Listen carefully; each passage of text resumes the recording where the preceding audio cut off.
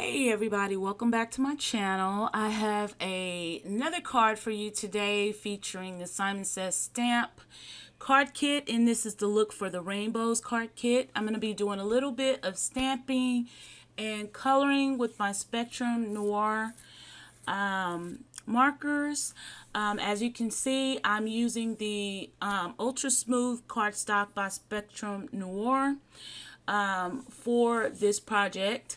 I am taking the large flower from the stamp set and I am going to mount it on my Tim Holtz stamping platform. And I'm just going to stamp it up a couple of times. You might not even see it on camera.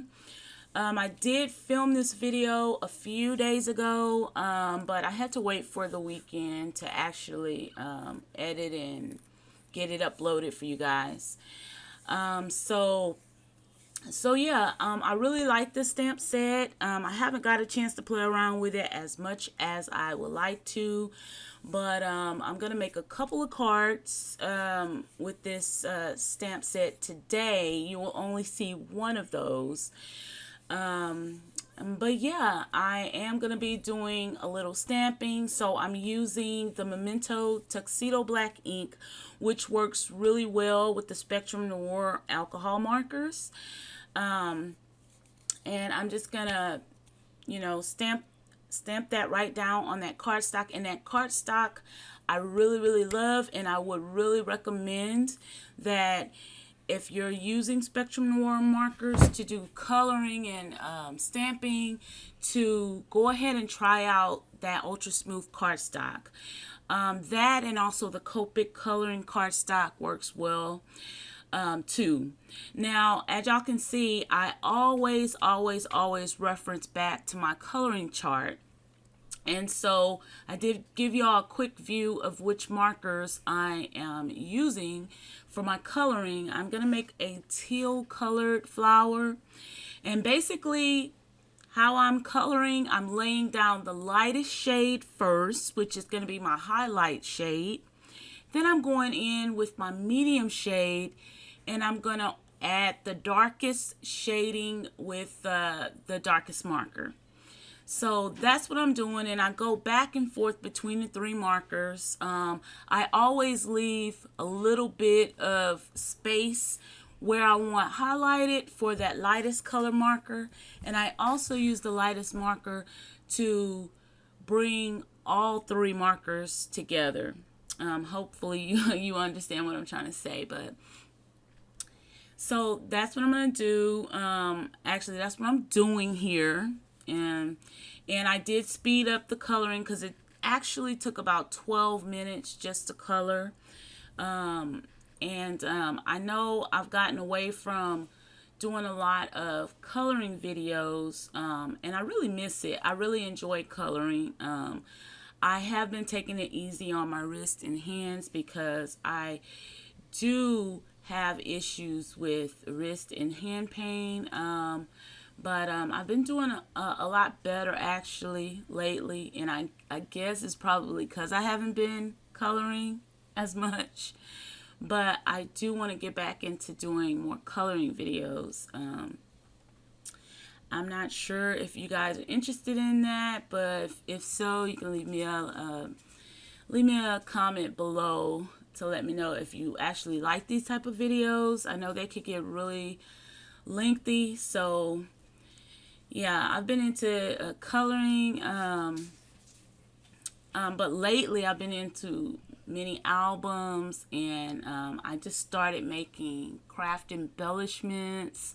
I actually just joined my first swap, so I have been working on that project as well, and I'm almost ready to get that mailed out. And I will share more about that with you guys later on. But I just really love the way this flower came out. And when you add, all it takes is more than one marker, I could say. You can take a darker marker and a lighter marker and add your shading. I like to use at least 3 markers to add my shading. It gives a lot of dimension to your coloring project. It doesn't make the flower seems so flat on the paper. So I love it. And the way I'm coloring this is almost as if the sun is shining directly above the whole flower.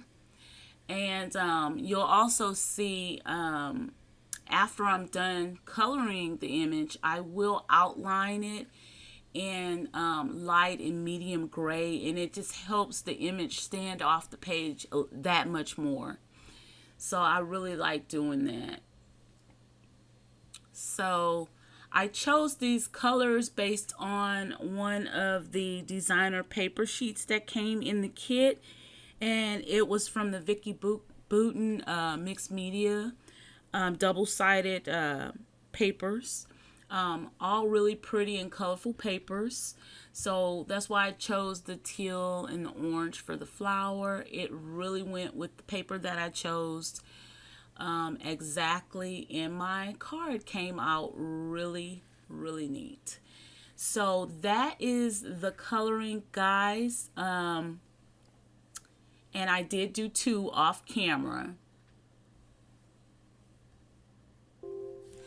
So here I am just using my die cutting machine, and I'm using a stitch circle die to cut the image out. And then I'm going to go back and I'm going to cut out a scalloped circle die. And I'm going to be cutting out some of that Tim Holtz Ideology metallic cardstock that came in the kit. And I'm just going to layer this piece onto the back of that scallop piece. And here's the Tim Holtz cardstock. And this is really, really pretty cardstock. I really love it. It gives that metallic. And when you see it behind the first cut piece, it doesn't look like cardstock at all. It looks like metallic paper, like plain metallic paper, but I like the fact that it is a cardstock.